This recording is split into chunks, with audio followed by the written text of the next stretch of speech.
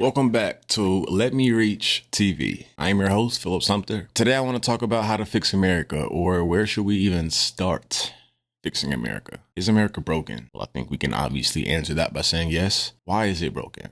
Well, I think we can obviously say just by division and just by terrible leaders. Why haven't we, fixed this? Well, distractions, of course.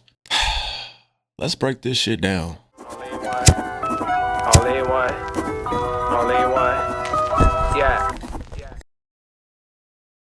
Okay, so hopefully we're all on the same page and we all understand and we all know that America is in a make or break spot right now. What we do with this moment affects, it affects a lot, and it affects the future of the kids and the future of America, quite frankly. Before you begin, why do you care so much about this? Honestly, I just care. I am a humanitarian. I empathize with people. I empathize with their situations. I don't have to be in a specific situation to empathize with that person. I care for the future, but I also respect the past. And personally, for me, I understand that the James Baldwins, the Malcolm X's, the Martin Luther Kings, the Dick Gregorys, just whoever, I understand that they suffered a great deal to get their message across. They helped pave a way for me to even be here. And I feel like if I was one of those persons who just minded their business, kind of reminds me of, oh shit, what if everybody in history just minded their business and moseyed on and just kind of self-preserved? I don't know where the hell we'd be right now. So I understand that those voices need to be carried. And right now you don't have a lot of people carrying those voices because, quite frankly, the mission's not done. So I try to do my part. Obviously, it's the unpopular thing to do, but I think it's the most important thing to do. But to answer your question as to why I care shortly, I think the progress of people, the progress of humanity is important, simply put. Okay, so before we even start this segment of how to fix America, just understand, I am not left nor right. I choose no sides. And honestly, I feel like you should choose no sides either. As soon as you choose a side, left or right, you're essentially placing yourself in a box. And in this box, you only have to argue with people on the other box because you're in this box. So you have to go against that other box. And you know how many people are living in boxes? I like analogies. That's equivalent to living in a home with no windows, no doors, just smelling your own shit. As soon as you lift up a window, you might catch a breeze and you might like it, but I can't catch that breeze. I'm in my box. I'm in my own filth. I'm in my own opinions. I'm in my own everything. That's almost like planting a seed and then putting a jar over the seed, over the top of the seed, and telling the seed to grow. It can't. How is it going to grow? You put a freaking cup over it. Or to put it in layman's terms, you're not listening to anything but the things that you already think. Basically, living life through a telescope. As soon as you put this motherfucker away, you got all this. But as soon as you go in that box, no box. Box. No box. Box. Now, while I understand this mentality, because personally, I've been there. There was a time in my life where I was basically just forcing my opinions on everybody else. And nah, bro, you have to hear what I'm saying. Or if you didn't hear it correctly, I got to make you hear it this way or maybe this way. And I was never really seeking to understand this person. I was rather just pushing my narrative on other people, not embracing what they had to say to me. What made you change, if I can ask?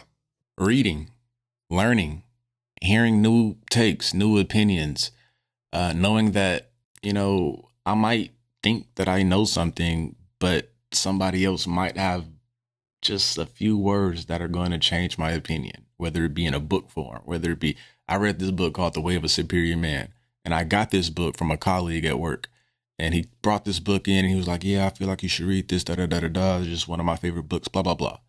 Well, at the time, I'm like, it's just a book. Come to find out, it's my favorite book. And I recommend this book to every man. And this book has changed my opinion on so many things. And I always crack this book open at least twice a week. Now, the point of this story is to understand that, if you live in a home, open the door every now and then. new information could help. People can help. Perspectives can help. Authentic opinions, they can help. And if you don't open the door, please crack a window. And if you suck at analogies, all I'm saying is be open. You do not have all the answers. All right, so now that every American is open because they understood this first dialogue of this first part of this episode, how do we fix America now that we're all open? Okay, so obviously the first step in fixing America was for the Americans just to be open in general and stop looking through telescopic lenses because you're missing a lot of shit. Now, to most Americans, that's easy. But to some Americans, I mean, they're so locked in on what they're locked in to that they're having a separate Super Bowl halftime party. I know this is besides the point, but I'd rather have lunch with 50 immigrants than 50 of those TPU people. So obviously unification is definitely number one. We have to be unified as people before we can knock off the people that are knocking off us. Nonetheless, let's say hypothetically speaking, that's happened. We're unified. We're ready to go. What next? I think the next thing that we should do is obviously place people in seats, in positions of power that truly should be there, that have the best interests for people, not their people, but just the American people. Now, I understand that takes years and that takes voting and that takes a whole bunch of other stuff that they have all the answers to. One thing that I think that we can do is hold that position accountable for the things that they do while in that position. So, for instance, right now, I feel like there's a lot of people on social media talking about bad coaching, whether it be your favorite sports team. I had an episode about the Baltimore Ravens and lacking of coaching there, John Harbaugh.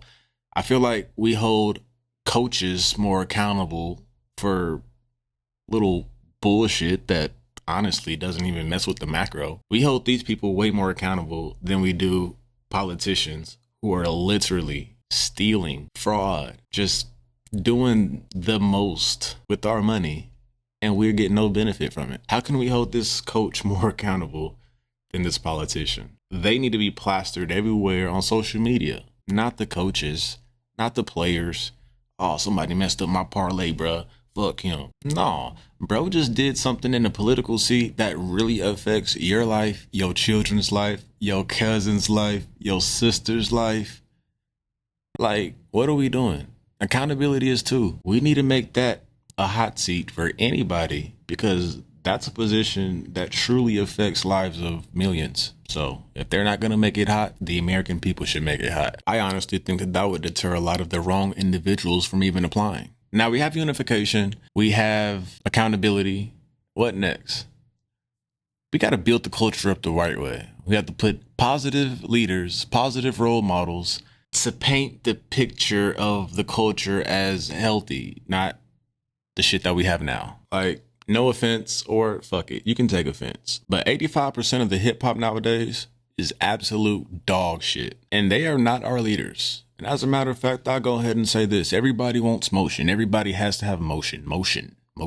That's the new word. Everybody like it. Motion. Cool. I get that. Everybody should have motion. But I think everybody needs to understand that there is positive motion and there is negative motion. And people need to be extremely mindful as to which category they feel. Nonetheless, hypothetically speaking, 1, we have unity amongst the people. 2, we have leaders in positions of power, or we hold these people accountable. So we have accountability at play. 3, we have positive influences in our life. You know, the people that we look up to, they don't stand for manipulation. They stand for principles. They stand for character. They have ethics and moral compass. So they actually genuinely care about the people who actually put them in that position. They're not, selling us out for $1. Nonetheless, I think these 3 things will work wonders. Now, obviously, they're hypotheticals and are more than likely probably not realistic. I don't think everybody's just going to be unified tomorrow. I don't think people are just going to be accountable and hold accountable things where it should be placed. They're probably going to look on the opposite side of the aisle and try to hold that motherfucker accountable for their shit. Meanwhile, they boat is sinking. Nonetheless, I went over some hypotheticals. What are some tangible things that we can actually do to, at least try to fix this. One, obviously, we have to talk about it. We have to have discussions. You have to go on your platform and say something about something. I am tired of seeing nothing about nothing. It's a terrible time to be silent. But on that token, I understand that the normal thing for people to do in a time like this is to self-preserve. So you have my love and support no matter what decision you make. Just know I get it and I understand. But I would love for you to share your opinions on something of substance instead of nothing. And something else that we could tangibly do is we have to understand the power of the dollar. With these holidays coming up, Thanksgiving, Christmas, we need to boycott Christmas. These people do not deserve our money. Let me not say these people. I'll put a name attached to it. The oligarchs. They don't need our money. What about protesting? You have not mentioned this. Do you believe it works? No. I think protesting is cool. I think it's cute. I think you get a lot of people around a common goal, around a common cause, and y'all basically band together. But I don't think I don't think it's ever done anything for us, to be honest. That's why we're still in the same predicament that we're in. I just don't find it effective. Now, I believe that there are ways to make protesting effective, and you have to, again, it kind of goes back to accountability. You have to make the people who are making the decisions, you have to make those people uncomfortable, not just getting on the highway and stopping everyday people who have nothing to do with nothing. It's like, that's not your target audience. Your target audience, meanwhile, is at home in their luxurious place, eating caviar, looking at the shit on TV, not affected by it, don't feel anything by it, knowing that they're going to go to work Monday doing the same shit because, well, my world isn't rocked. I'm just not big on protesting. I feel like we've protested for decades, centuries, and doing that shit in 2025 when we're really all connected with this, and you can really build your whole message with this or this or this or just the internet. Understand that hindsight is 2020. Looking back on the failures that we did have, or the failures that came from protest, or the lack of time that we wasted, or the lack of resources, that just looking back and then still trying to do that in 2025. I think they call that insanity. Doing the same thing, expecting different results. Nonetheless, in this episode, I just kind of wanted to walk down a very hypothetical street of how to fix America. I do think that there are some tangible things that we can do. I think that there are some collective things that we can do. Now, how do we get from point A to point Z? Please help me figure that out.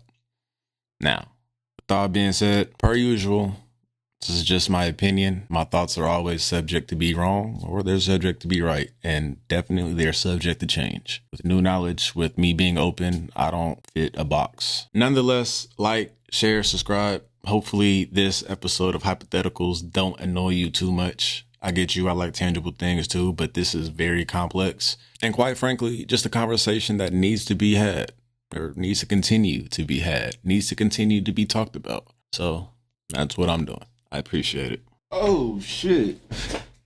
And release those Epstein files. That'll do it.